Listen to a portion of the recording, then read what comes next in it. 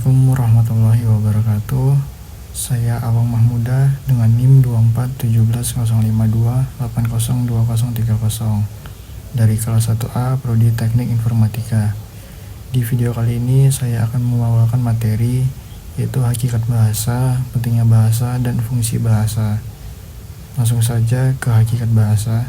Bahasa adalah sistem lambang berupa bunyi yang digunakan manusia untuk berkomunikasi dan menyampaikan gagasan, perasaan, atau informasi.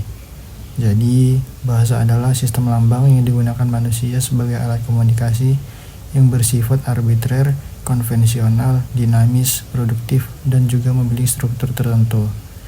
Bahasa juga berkembang sesuai dengan budaya dan kebutuhan masyarakat, memungkinkan manusia untuk berpikir, mengekspresikan ide, serta berinteraksi secara efektif dengan sifatnya yang universal. Bahasa menjadi elemen fundamental dalam kehidupan sosial dan intelektual manusia.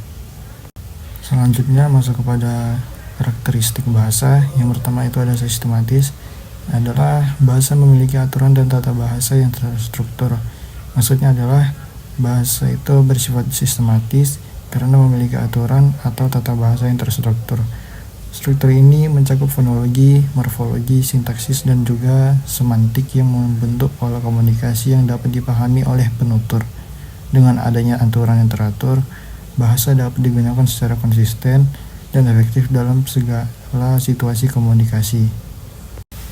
Yang kedua ada arbitrer, yaitu adalah hubungan antara lambang dan maknanya bersifat konvensional atau tidak ada hubungan langsung. Maksudnya adalah arbitrer ini tidak ada hubungan langsung antara lambang atau kata dan maknanya. Hubungan ini didasarkan pada kesepakatan dalam suatu masyarakat, sehingga satu konsep bisa memiliki nama yang berbeda dalam berbagai bahasa. Hal ini menunjukkan bahwa bahasa adalah hasil konvensi sosial yang berkembang sesuai dengan budaya dan kebutuhan komunikasi manusia. Yang ketiga ada produktif dan dinamis, yaitu adalah bahasa dapat menghasilkan bentuk-bentuk baru dan berkembang seiring waktu. Maksudnya adalah bahwa bahasa ini bersifat produktif dan dinamis karena dapat menghasilkan bentuk-bentuk baru serta terus berkembang seiring waktu. Produktivitas bahasa memungkinkan manusia menciptakan ungkapan dan kalimat baru tanpa batas. Sementara sifat dinamisnya membuat bahasa selalu berubah sesuai dengan perkembangan budaya, teknologi, dan kebutuhan komunikasi masyarakat.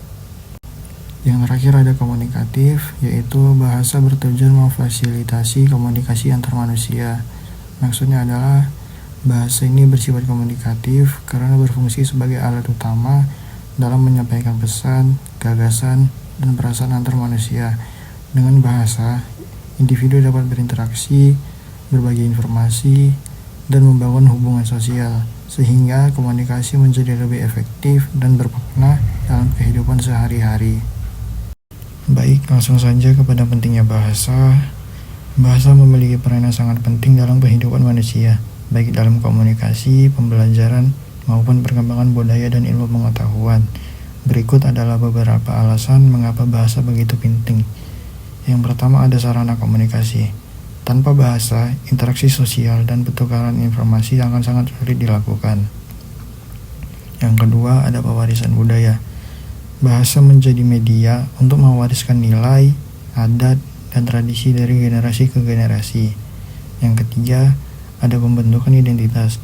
Bahasa dapat menjadi ciri khas atau identitas suatu kelompok masyarakat. Yang keempat ada pemecahan masalah dan pemikiran kritis. Bahasa membantu kita dalam proses berpikir, bernalar, dan memecahkan masalah. Dan yang terakhir ada pengembangan ilmu pengetahuan. Pengetahuan dan informasi disebarluaskan melalui bahasa, baik lisan maupun tulisan. Langsung saja kepada fungsi bahasa Indonesia. Fungsi bahasa Indonesia memiliki peran strategis dalam kehidupan bangsa di Indonesia, berdasarkan kedudukannya sebagai bahasa nasional dan bahasa negara. Yang pertama, fungsi bahasa sebagai bahasa nasional. Ada lambang identitas nasional. Maksudnya, bahasa Indonesia memperkuat rasa kebangsaan dan persatuan di antara masyarakat Indonesia. Yang kedua, ada alat pemersatu bangsa.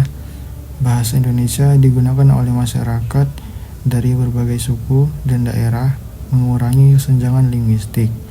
Yang ketiga, ada sarana komunikasi antar daerah. Bahasa Indonesia memudahkan interaksi antara masyarakat dari berbagai wilayah di Indonesia. Yang terakhir, ada pembawa kebudayaan nasional. Bahasa Indonesia menjadi sarana pelestarian dan pengembangan budaya bangsa. Langsung saja kepada fungsi bahasa Indonesia sebagai bahasa negara. Yang pertama, ada bahasa resmi pemerintahan, yaitu semua urusan administrasi dan komunikasi resmi pemerintahan menggunakan bahasa Indonesia. Yang kedua, ada bahasa pengantar dalam pendidikan. Di sekolah atau universitas, bahasa Indonesia digunakan sebagai bahasa pengajar. Yang ketiga, ada alat pengembangan ilmu pengetahuan, buku, jurnal ilmiah, dan media informasi dalam buku bahasa Indonesia membantu pengembangan ilmu pengetahuan di Indonesia.